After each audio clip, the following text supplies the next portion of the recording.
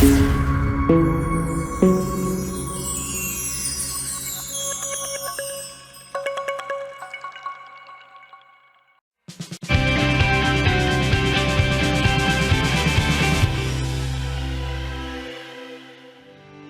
Big Change today welcomes Andras Kohl, the Credit and AR Manager of Celanese in Budapest. I have a lot of respect and admiration for this company.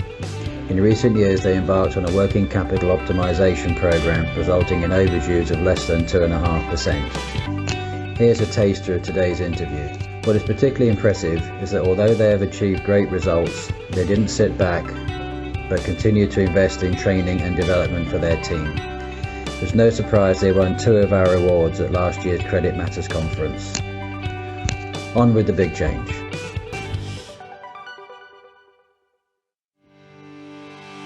In every company, Celanese is also kind of committed, at least in the shared service center, that having like at least 5 days of training for every year for every employee, and focus on the actions much quicker but in a much open mind as well for everything.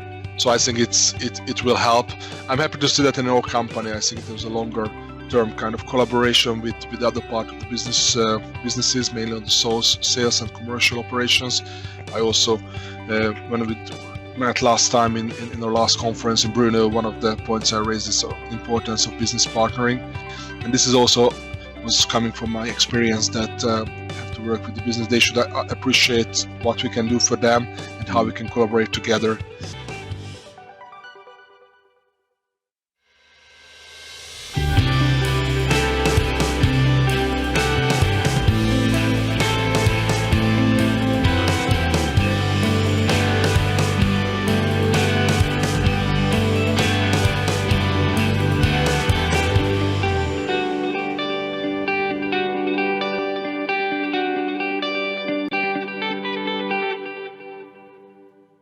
So good morning, Andras. How are you? Good morning, Mark. How are you doing? Happy Monday. Indeed it is. So how long have you been working at Celanese? It's going to be just 2 months, 2 years in a couple of weeks' time. 2 years coming up, yeah? Yeah. And what was your route into credit? Not many people actually kind of leave, go through university and say, I'm going to go work in credit. What was your path into this area? Actually, I was, after university, wanted to really work for areas, not banks, but definitely companies who are having some production or manufacturing company. There is some physical products. So I've been to a couple of big multinational companies, mainly shared service centers. But first I was doing more on the AP side and general finance side. And after that, I've been doing project management. And then my first leadership position was again in the AP and P2P side.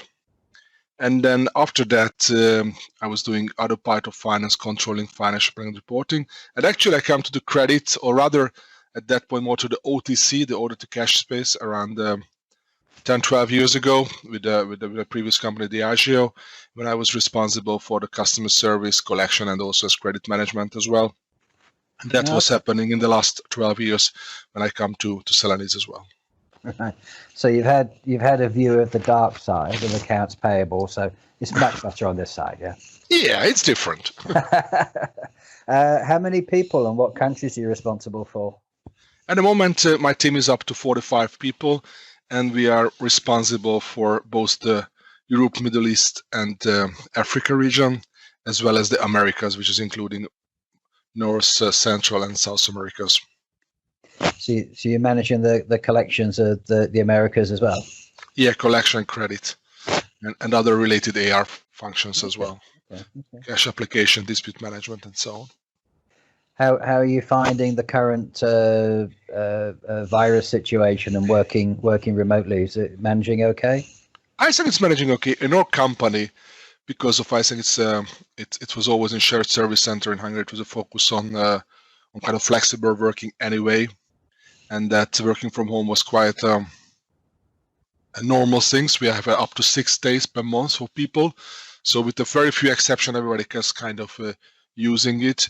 So when we had to make this call with our management that we have to do working from home very suddenly from one day to other, basically, then it didn't cause us too much problem. For a couple of days, we have issues with the IT bandwidth, but it's been solved thanks to our or IT colleagues very quickly. So after 1 week or so, there is no technical issue, and also in terms of the day-to-day operation, it's also working pretty well, I have to tell. Okay, so you said the biggest challenge was just in some cases people had limited bandwidth at home. Yeah, so that's yes. And another point I forgot to mention, that anyway, with shared service center, most of our interactions are online. Mm-hmm. So customers being on the other side of the world, or business partners within the company, still the other part on the world, or at least the continent. Also, some of our kind of functions which are partnering with us, like customer service, logistics, also working in different locations around the world. So it was not a new thing to talk with people and work online. I assume it's very different somebody working in an office environment, for example, in a production entity. How are you finding it from the point of view of your customers, from the accounts payable side, which the majority are being in an equal and opposite kind of situation? They're also largely shared services, and have you found any disruption on their side, or is the communication, the flow still similar to what it was before?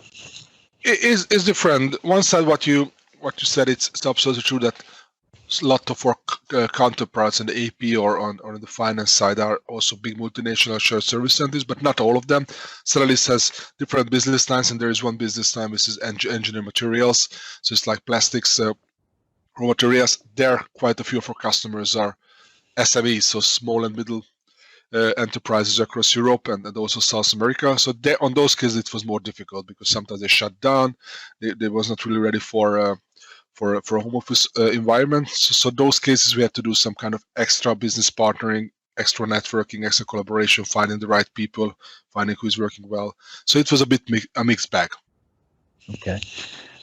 And you've known us for a long time, and in our presentations and at conference training and so on, the association has always spoken about an imminent recession or a black swan that could happen at any time. Brexit being one that's still to come, and the need to have low overdues. We recommend that overdues should be no more than 2.5%.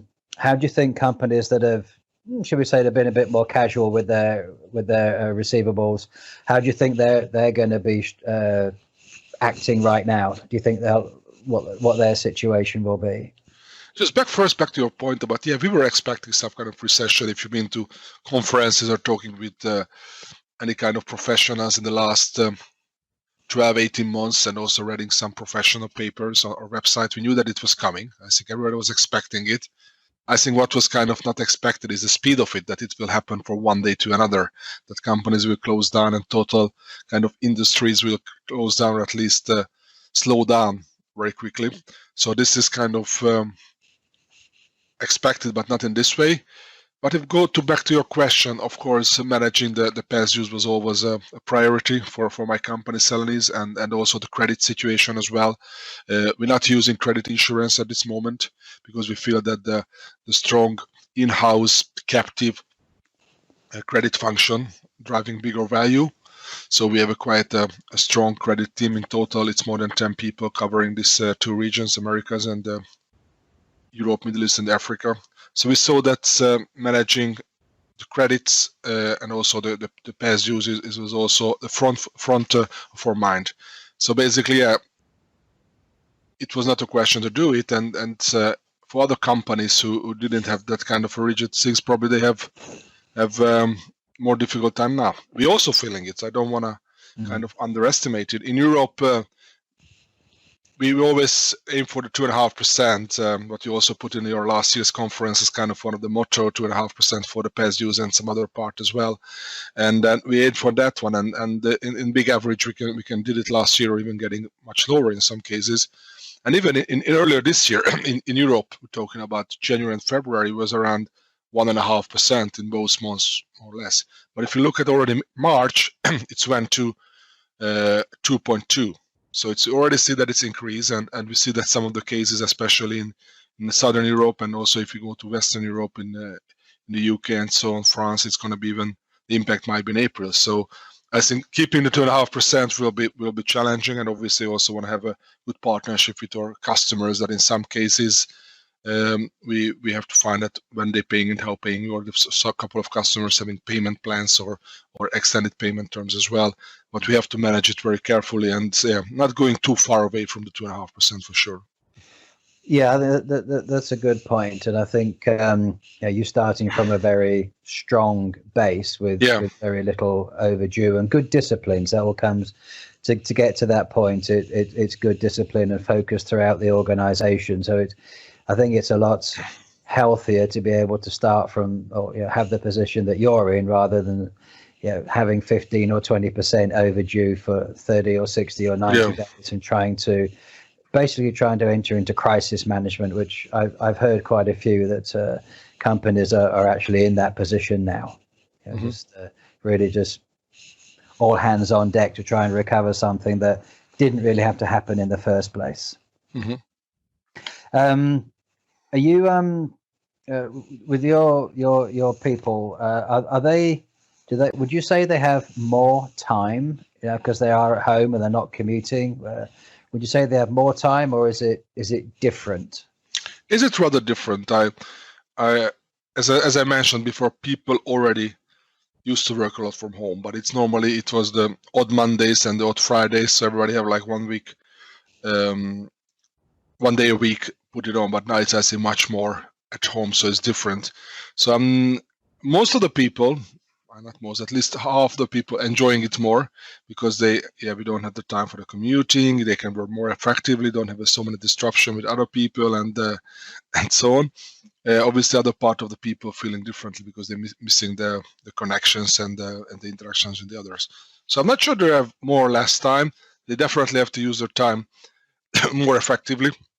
I think that's important. In the last couple of weeks, there was a lot of kind of information, materials available, and also our company also shared with our people that how we can make our work from home more effective and not kind of mixing the private life and the work life, which is more difficult. So on that perspective, I see pretty much the same. If you look at the people who are in the front, the front of this situation, mainly the credit and the collection people, they definitely have more work to do as well because of managing this one-off situation. Companies don't want to pay or cannot pay, or want to have delayed payment or different kind of situation, or actually they kind of calling back orders, etc. So I think it's pretty, in some cases we also have to think about some overtime, or at least some flexi time. Okay. And you said you were giving some advice on how to work from home. What kind of things have you been sharing? Yeah, most of the things that you have to have your daily routine as well. I think it's just too hard to start a day, so you're not waking up at 7:30 and then have a quick bite to eat, and then 10 to 8 you are there in front of your computer and start to work, and you not stand up until 5 o'clock, but have your daily routine. Also make sure you also have the physical exercise, and also kind of as much as possible, obviously it's depending on the people's individual situation, where they live and how they have this, try to find their own way where you can work effectively, have your own little spot in your flat, and that's the main thing. And also about that make sure that you switching off at whenever you finish. It's 4 o'clock, 5 o'clock, 6 o'clock, because we can easily fall into the trap that the computer is still on, and then you just check an email, you just check a call at 8:30 after dinner. Probably shouldn't do that. So this is kind of the advice, and we try to help our people with that one. That we make a lot of connections, but try to also with the team leaders and with the managers, making it not earlier than 8 o'clock and not later than 6 o'clock, as we do it in the office as well.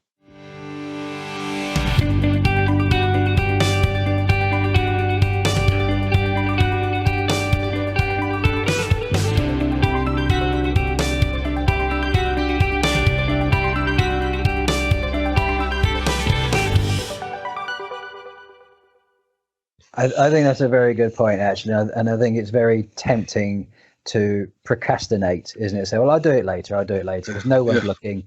And I read a great article the other day, which we're about to post on our LinkedIn page, and it said to kind of to maintain your personal disciplines to try and work as though there is still somebody watching you, as if, like you're in the workplace, basically. So, and to maintain the time disciplines, I think you're absolutely right. It's very easy to say, well, all right, I'll have my dinner and I'll do it afterwards at 8 o'clock, which you wouldn't normally do. And then you get into all sorts of other pretty bad habits, I would say. Yeah. And also last couple of days ago, we sent you the updated version of the foundation.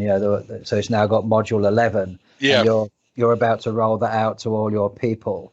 Indeed. I'm interested how what was the conversation you had with them with regards to the time, albeit just 2 to 3 hours to do this module?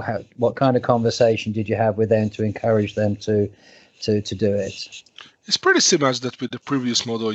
We did the foundation for quite a bit of people, around 20 or so, back in the last autumn, 2019, and that we also give a longer time frame. Obviously, there was 10 modules, so we give them like up to 6 weeks to complete it.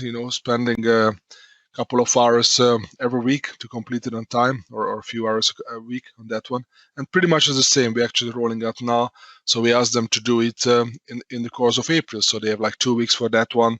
Everybody has a different rolling time, but we still kind of advise that they should do it at least, or not more than 2 or 3 shots. It's not going to like 10 minutes and then you do something else. So dedicate some time when you are at home, not before 7 and not after 6, but as part of your work time, because we still think although we are away from the office and we are not together, still development should be an important task, and we should also dedicate some time within the working hours. Like in every company's, Celanese is also kind of committed, at least in the shared service center, that having at least 5 days of training for every year for every employee in average.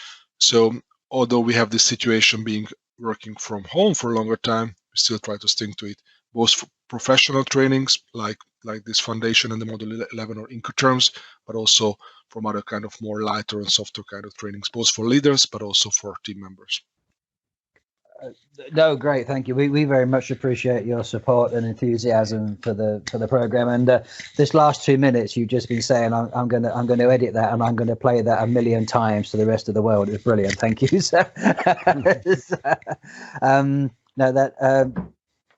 Right. So moving on. Would you're quite an experienced guy. You said you've been working for quite a few years.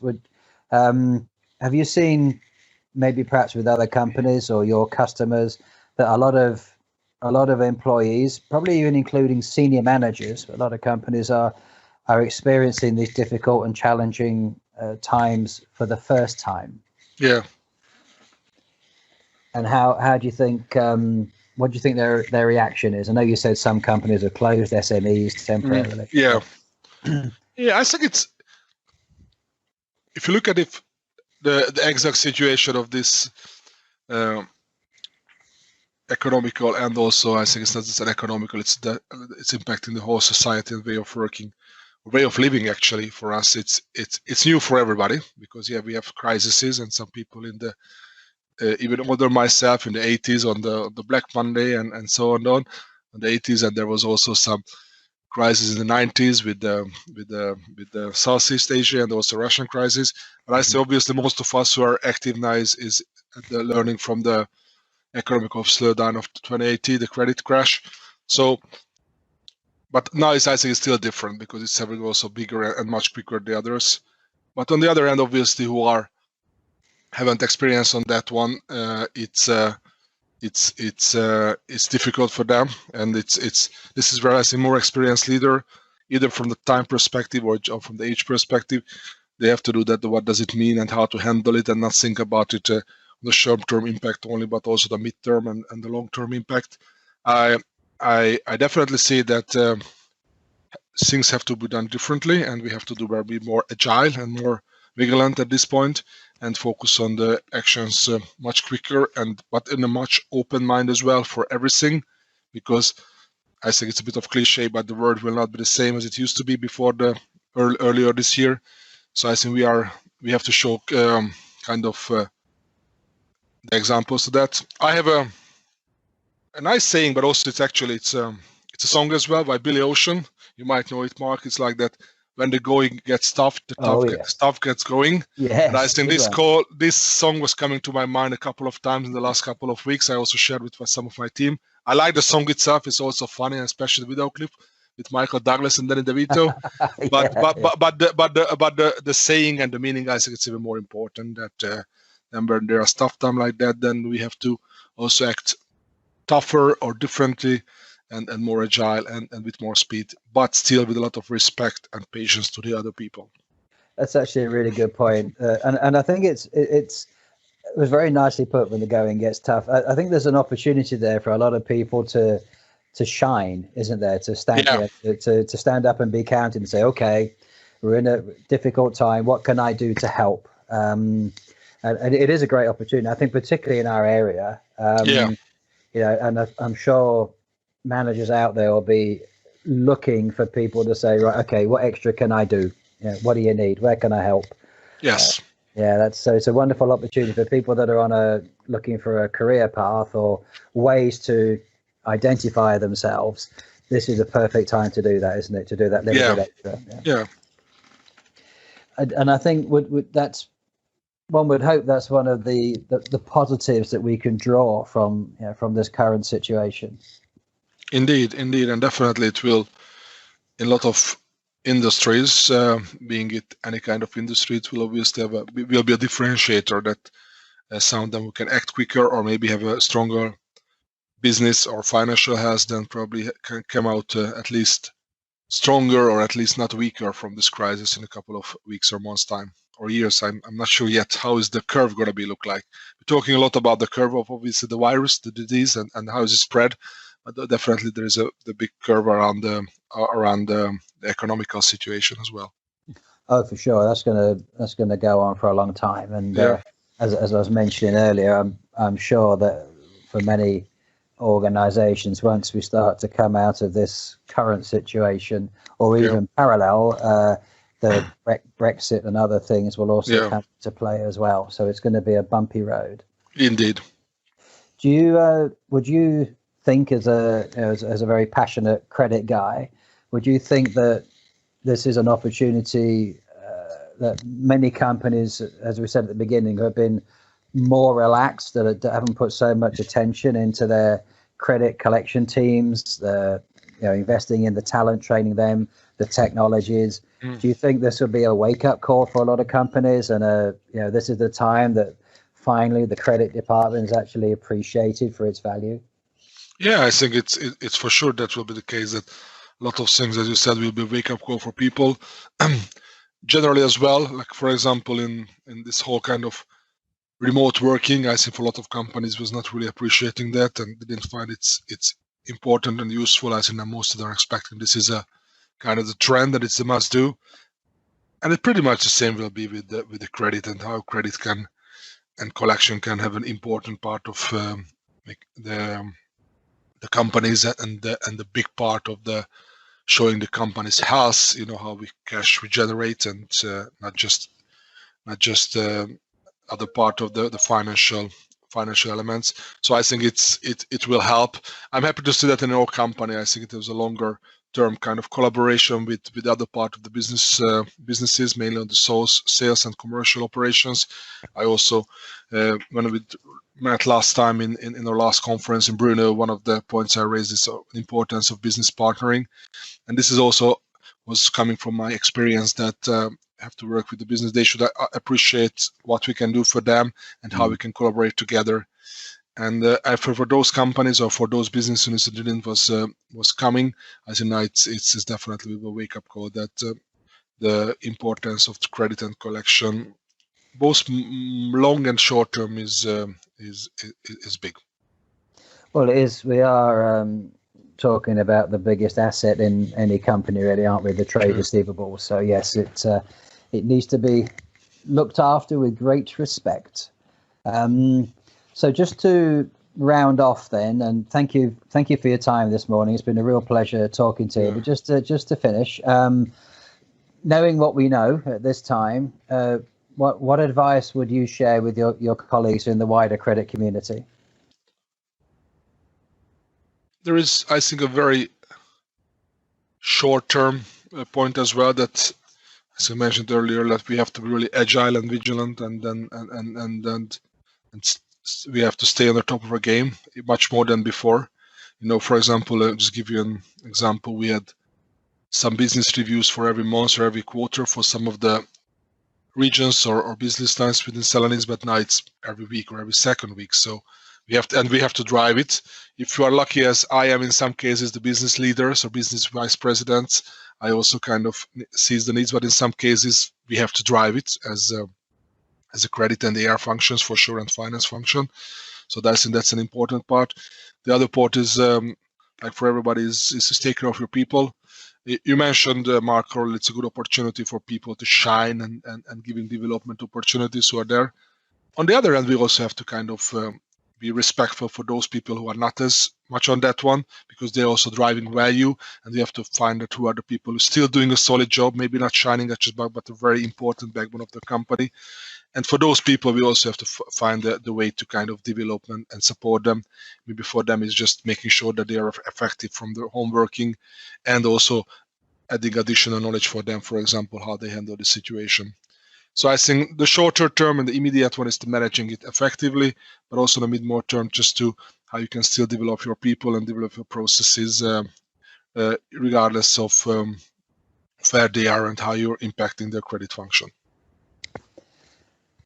Excellent advice. Thanks very much. It's as I said, it's been a real pleasure talking to you today. Thank you for your time, and I'll catch up with you very soon. All the best. Stay safe. Thank you very much, Mark. Thanks for the opportunity. Have a great day. Bye-bye. Thank you.